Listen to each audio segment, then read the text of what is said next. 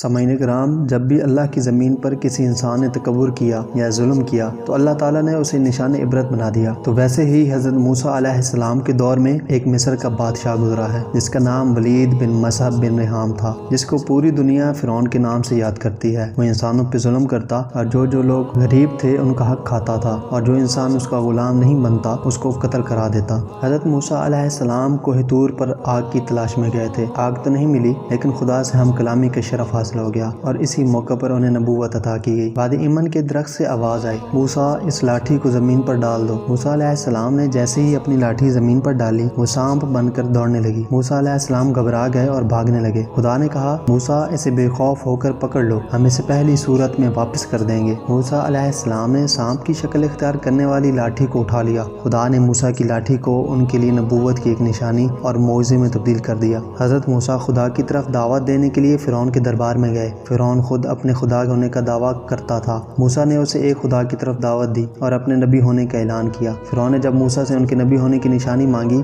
تو انہوں نے پھر دربار میں یہی لاٹھی زمین پر ڈال دی۔ فرعون نے موسیٰ کے اس معجزے اور نبوت کی اس نشانی کو ان کی جادوگری پر محمول کیا اور اپنے دربار کے جادوگروں سے مقابلے کا چیلنج دیا۔ آخرکار مقابلے کی تاریخ متعین ہو گئی۔ فرعون کے بلائے ہوئے جادوگروں نے بہت ساری لاٹھیاں، رسیاں زمین پر ڈال دیں اور وہ سب سانپ بن کر دوڑنے لگیں۔ موسیٰ ایک بار پھر گھبرا گئے، مگر خدا نے انہیں تسلی دی اور جیت جانے کی خوشخبری سنائی۔ موسیٰ نے جیسے ہی اپنی لاٹھی زمین پر ڈالی وہ ایک بہت بڑا اژدہا بن گئی اور ذرا سی دیر میں سارے سانپوں کو نگل لیا۔ عصائے موسیٰ کے اس کرشمے کو دیکھ کر جادوگر حیران رہ گئے اور موسیٰ کے پیروکاروں میں شامل ہو گئے۔ فرعون اس کے باوجود بھی اپنی ہٹ درمی پر قائم رہا۔ اللہ نے اپنی نبی موسیٰ علیہ السلام تک اپنا پیغام پہنچایا کہ اے موسیٰ، رات کو اپنی قوم کو لے کر اس شہر سے نکل جاؤ۔ تو یوں حضرت موسیٰ علیہ السلام اپنی قوم بنی اسرائیل کو لے کر وہاں سے جانے لگے۔ یہ بات جب فرعون کو پتہ چلی تو وہ کہنے لگا، کچھ بھی ہو جائے موسیٰ اور اس کے ساتھیوں کو میں قتل کر کے چھوڑوں گا، اور وہ بنی اسرائیل کو ڈھونڈنے لگا۔ بس آگے آگے اللہ کا نبی موسیٰ اپنی قوم کے ساتھ اور پیچھے پیچھے فرعون کا لشکر ان کو مارنے کے لیے آتا رہا۔ بالآخر بنی اسرائیل کا لشکر دریا تک پہنچا اور فرعون نے پیچھا کرتے کرتے ان کو دیکھ لیا۔ جب بنی اسرائیل نے فرعون کے لشکر کو دیکھا اور کہنے لگے، موسیٰ تم نے ہمیں کہاں پھنسا دیا، اور اب پیچھے فرعون کا لشکر ہمیں مارنا چاہتا ہے اور آگے دریا ہے۔ تو اللہ کے نبی حضرت موسیٰ فرمانے لگے، اے لوگو، گھبراؤ نہیں، اللہ ہمارے ساتھ ہے، یہ کبھی ہو ہی نہیں سکتا کہ فرعون کا لشکر ہمیں پکڑ لے۔ حضرت موسیٰ نے اپنا عصا اس دریا میں دے مارا تو آدھا پانی ایک طرف اور آدھا پانی ایک طرف ہو گیا اور درمیان میں راستہ بنا دیا۔ تو بنی اسرائیل کے قبائل کے کچھ لوگ کہنے لگے، اے موسیٰ، ہم قبائل کی آپس میں نہیں بنتی، اپنے خدا کو کہو کہ ہمارے لیے الگ الگ راستے بنائے۔ اللہ کے نبی موسیٰ علیہ السلام نے دریاؤں میں 12 جگہوں پر عصا مارا اور 12 الگ الگ راستے بنائے۔